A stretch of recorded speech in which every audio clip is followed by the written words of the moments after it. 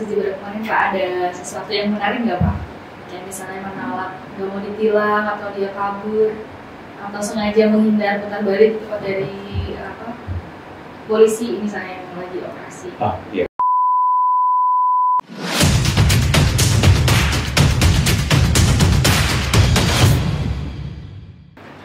Assalamualaikum warahmatullahi wabarakatuh.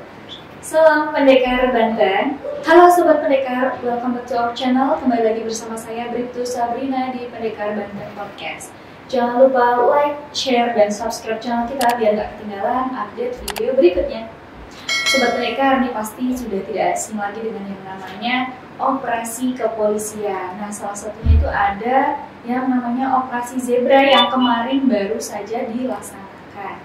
Nah, kira-kira apa sih operasi zebra itu dan apa aja sih sasarannya kemarin itu? Oke, kita nanti akan langsung tanya-tanya langsung ke narasumbernya. Ada Bapak Kabag Bin Ops di Telantas Polda Banten, ada Bapak Kompol Sony Harsono SHSKMH. Selamat datang Bapak. Selamat Pendekar Banten. Sehat Pak? Sehat, alhamdulillah, luar biasa. Pak, boleh tanya langsung aja? Lanjut. Boleh. Silakan. Kalau boleh tahu nih Pak, sebenarnya dalam 1 tahun nih Korps Lalu Lintas ini mengadakan operasi kepolisian ada berapa kali sih Pak? Dan operasi apa saja gitu? Baik, terima kasih Mbak Sabrina dan mitra Pendekar Banten semuanya. Terima kasih atas waktu dan kesempatannya. Jadi kesempatan kali ini perkenankan kami untuk menyampaikan operasi yang telah dilaksanakan untuk Polda Banten sendiri, khususnya ada 2 jenis operasi. Yang pertama adalah operasi terpusat. Operasi terpusat ini skupnya adalah nasional, yaitu operasi lilin dan operasi ketupat yang sudah kita laksanakan tempo hari. Operasi lilin hingga tanggal 22 Januari kemarin ya, 2023 awal tahun. Itu rangkaiannya tahun lalu, operasi lilin. Kemudian dilanjutkan dengan operasi ketupat kemarin bulan April ya, selama betul 14 hari. Nah, yang dimaksud ini adalah operasi yang terpusat, jadi seluruhnya itu secara komando dari Korlantas turun kepada polda-polda. Namun yang kedua adalah operasi mandiri kewilayahan, yaitu operasi terdiri dari 3 jenis, 3 macam, yaitu 1 operasi keselamatan. Kita laksanakan tanggal 7 Februari sampai tanggal 20 Februari. Sudah juga ya? Sudah. Itu beda-beda. Kemudian yang kedua adalah operasi patuh tanggal 10 sampai tanggal 23 Juli. Kemarin sudah kita laksanakan juga. Dan yang terbaru adalah operasi zebra dari tanggal 11 hingga tanggal 24 September. Selesai. Betul. Tiap-tiap operasi ini beda targetnya, beda treatmentnya juga, CB-nya juga berbeda Mbak Sabrina. Nah, kalau operasi zebra sendiri, apa bedanya Pak dengan operasi seperti patuh atau keselamatan itu Pak? Baik. Jadi operasi zebra sendiri mengedepankan kegiatan represif, yaitu 60, 20, dan 20%. Yaitu 60 represif, yaitu penindakan, kemudian 20 preemptif, 20% preemptif, dan 20% preventif. Perlu kami jelaskan di sini bahwasanya 60% ini kegiatan berupa penindakan terkait dengan penindakan bukan hanya tilang secara manual, tapi penindakan ini bisa juga dilaksanakan melalui tilang elektronik atau etle statis maupun etle mobile. Gitu ya. Di samping itu juga kegiatan-kegiatan rutin semacam pengaturan dan sebagainya kita lakukan peneguran secara lisan dan belangko teguran juga ada. Namun manakala memang ada pelanggar yang berdampak pada fatalitas kecelakaan, maka ini wajib kita lakukan peneguran ataupun penindakan secara tertulis ataupun tidak manual. Ini sebagai prioritas yang benar-benar dan sudah berdampak pada fatalitas kecelakaan.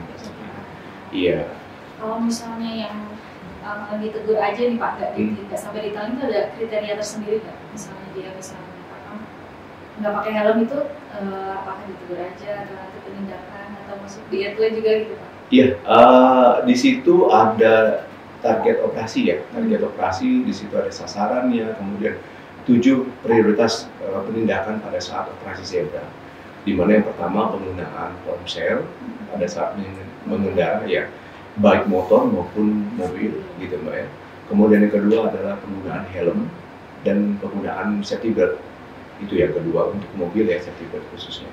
Kemudian yang ketiga adalah melawan arus. Kemudian yang keempat, konsumsi alkohol pada saat mengemudi atau mengendarai sepeda motor. Kemudian melebihi ambang kecepatan atau trek-trekan ini Mbak ya, ini juga termasuk dalam target operasi zebra. Kemudian pengendara kendaraan anak yang di bawah umur Mbak saat ini. Dan terakhir adalah bonceng lebih dari satu orang. Dan ini semuanya sudah tercantum dalam telegram dari Bapak Kapolres. Kalau misalnya ya, menghindari di bawah umur itu Pak, melalui itu kedetek nggak sih Pak? Atau gimana? Kedeteknya tetap dari kendaraan? Kalau itu secara kasat mata ya Mbak, secara kasat mata. Yang lagi di lapangan gitu? Iya, secara kasat mata mungkin pelajar ya, khususnya yang biasanya tidak menggunakan helm untuk sekolah, dan ini kita, iya betul ya, kita wanti-wanti kepada orang tua ataupun wali murid ya, kalaupun memang Anda care ataupun sayang dengan anak Anda, tolong jangan gunakan atau memberikan sepeda motor kepada anaknya. Mungkin karena pengen praktis gitu ya Mbak Sabrina ya, udah nggak repot, udah bisa berangkat.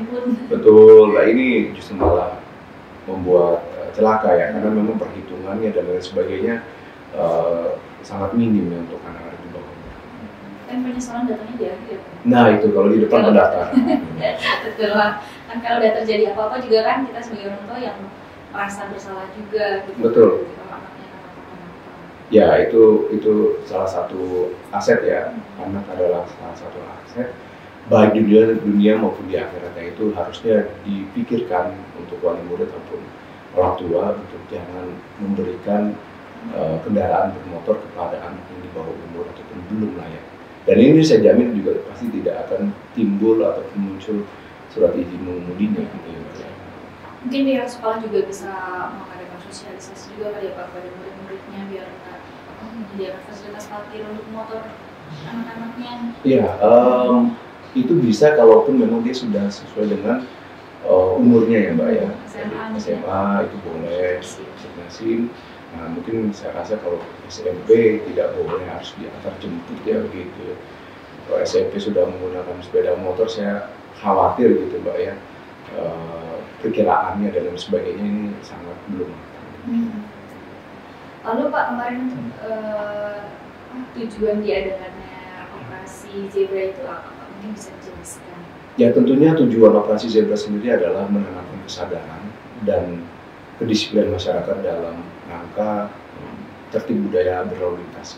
Ini untuk menciptakan Kamsel Kejar Lantas Mbak. Jadi dari masyarakat sendiri terciptanya kesadaran untuk patuh terhadap peraturan-peraturan yang ada, dan tentunya operasi zebra tahun ini memiliki tema menciptakan situasi Kamsel Kejar Lantas guna atau mendukung terwujudnya pemilu damai 2024. Nah, ini memang spesifik untuk ke arah 2024 Mbak ya. Betul. Kalau temanya berarti beda dengan tahun kemarin ya? Berbeda Mbak. Berarti ada perbedaan juga nggak Pak? Sasarannya atau mungkin cara bertindaknya dari yang tahun kemarin gitu Pak? Iya. Yang khusus untuk pemilu gitu kan?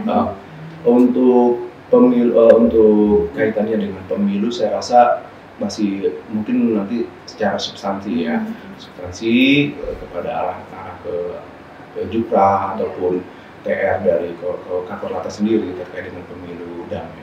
Namun menjelang pemilu damai ini diharapkan masyarakat itu tertib berlalu lintas guna menyongsong kegiatan pemilu ya secara damai 2024 nanti. Itu kemarin berlangsung berapa lama ya Pak operasi zebra? Kita melaksanakan operasi zebra selama 14 hari. Baik, Sabrina, iya, 11 sampai tanggal 24 September. Lalu kemarin juga apakah ada perhilangan normal atau apa saja Pak selama operasi zebra? Sudah disampaikan tadi bahwasanya operasi zebra ini menitikberatkan pada kegiatan represif. Represif tentunya tidak mengabaikan tindakan-tindakan lain seperti preemptif, pembinaan, dan preventif pencegahan itu tetap ada, kita sosialisasi dan lain sebagainya, himbauan, kemudian penyampaian bahwasanya tertib berlalu sangat penting bagi kehidupan masyarakat. Namun lebih diperhatikan pada penindakan. Penindakan ini pun tidak serta-merta dilakukan secara manual, tapi dilaksanakan juga secara teguran baik lisan maupun tertulis, begitu Mbak.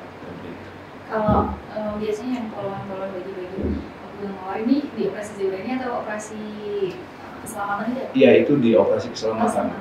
Di operasi keselamatan sendiri yang sudah kita laksanakan dari tanggal 7 sampai 20 Februari. Itu dibalik Mbak, jadi operasinya preventifnya 40 dan 20. 40, betul, 40-nya preventif, 40-nya preemptif, dan 20-nya represif. Ya, jadi lebih soft untuk keselamatan, mengajak gitu Mbak ya, persuasif dalam hal budaya keselamatan berlalu lintas. Mungkin operasi zebra ini juga dalam rangka sebentar lagi kan ada operasi lilin lagi ya Pak? Betul, iya. Tahun baru. Iya. Insya Allah akan diselenggarakan ini operasi terpusat yang Mbak Sabrina. Tanggal 20 Desember hingga tanggal 2 Januari. Nah, ini kaitannya sama, jadi menginjak tahun 2024, jadi ada kaitannya karena ini operasi Nataru ya, Natal dan Tahun Baru. Di mana Polda Banten sendiri merupakan ikon untuk nasional mensoroti karena ada pelabuhan Merak yang terhubung dengan Bakahuni. Dan ini saya rasa cukup mengambil perhatian penuh dari media nasional maupun internasional. Lalu Pak, kemarin selama operasi zebra apa saja yang dihasilkan Pak? Apakah pelanggarannya meningkat atau menurun dari tahun lalu?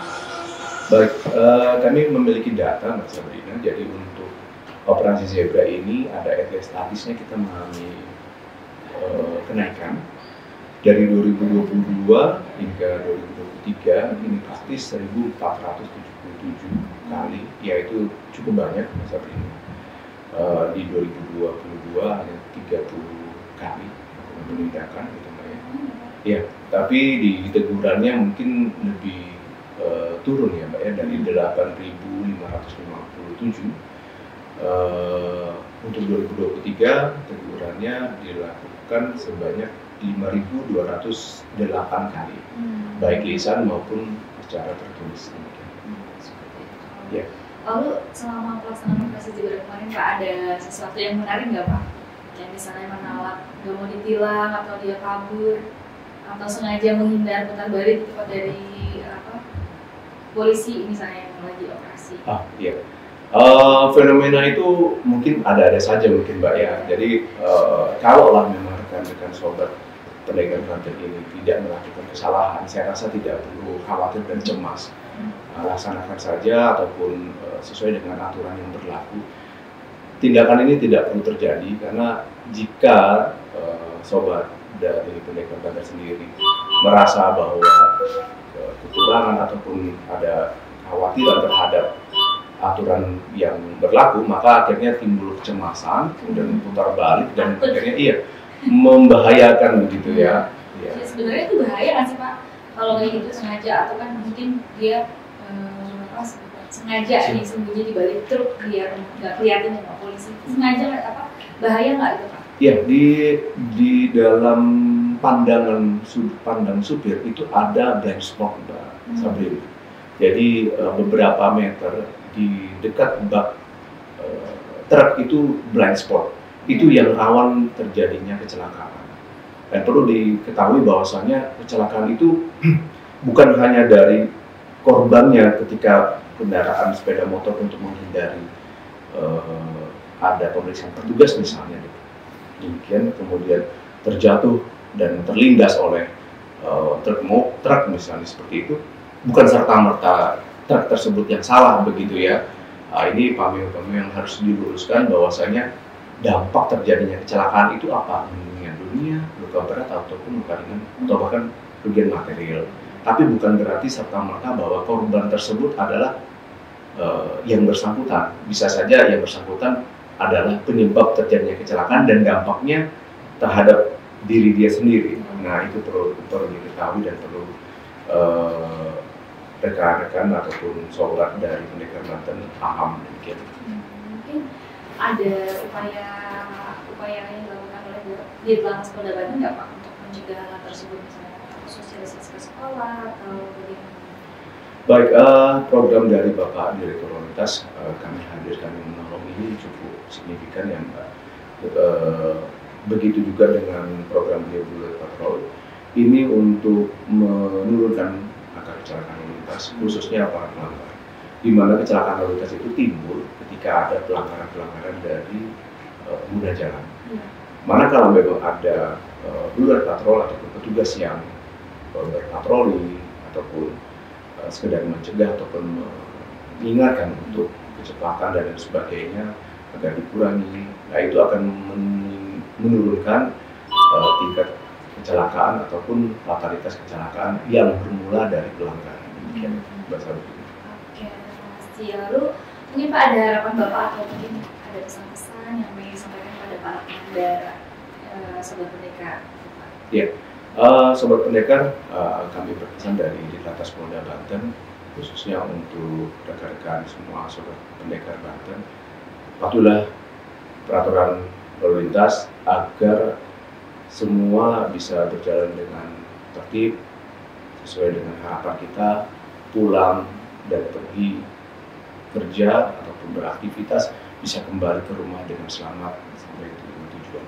Mungkin saya rasa itu Mbak Sabrina pesan dari kami, utamakan keselamatan, utamakan diri Anda sendiri, karena keselamatan adalah kebutuhan demikian ya.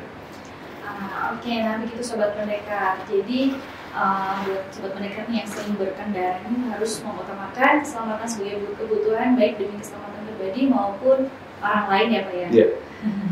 Oke, terima kasih Pak telah menyempatkan hadir di studio kami. Semoga sehat selalu dan semakin sukses ke depannya. Terima kasih Pak Sabrina. Amin. Oke Sobat Pendekar, mungkin ini akhir dari podcast kita hari ini. Jangan lupa like, share, dan subscribe channel kita biar gak ketinggalan update video berikutnya. Dan buat Sobat Pendekar yang mau request tentang materi yang akan dibahas atau mau request tentang siapa sih narasumber yang perlu kita undang, bisa langsung tulis di kolom komentar bawah. Oke? Ingat, jauhi kejahatan, narkoba, dan tetap berprestasi. Salam Pendekar Banten. Wassalamualaikum warahmatullahi wabarakatuh.